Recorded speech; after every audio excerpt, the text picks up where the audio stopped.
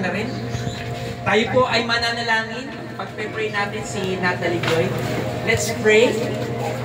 Aming Diyos, nagpapasalamat po kami sapagkat nais ng kanyang ina na si Roxanne ipagkatiwala si Natalie Joy sa ito.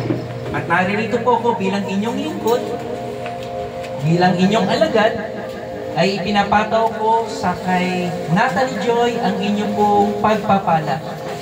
Bigyan mo siya ng katalinuhan, kalakasan, higit sa lahat, takot sa iyo, at dumating ang time, pag meron siyang pagkaunawa sa mabuti at masama, tutulungan din siya ng kanyang mga ninong at ninang, mga taong nagmamahal sa kanya, na ilalapit siya sa pagkakilala sa aming Panginoong Hesukristo. Pagpapalain mo po, Panginoon, si Roxanne sa kanyang pagpapalaki para sa kanyang anak.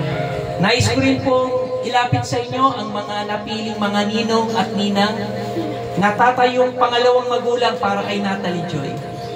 Salamat po, Panginoon, sapagkat hindi sila tumanggi.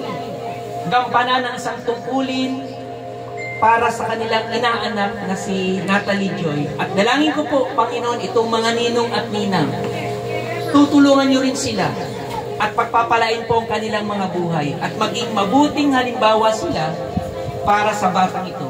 At maging kami, ilang mga bisita na narito at nakikisaya bilang saksi, gamitin mo rin kaming instrumento para ang batang si Natalie Joy, lalaki siyang may takot sa iyo.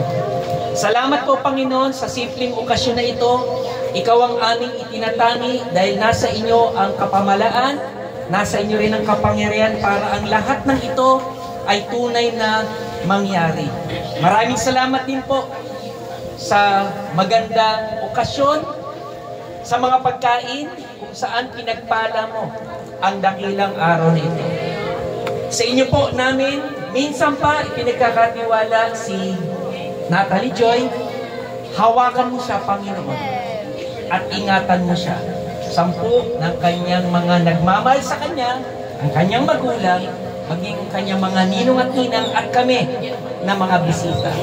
Sa inyo po namin ito pinagkakatiwala at ito ang aming hiling sa dakilang pangalan lamang ng aming Panginoong Kristo.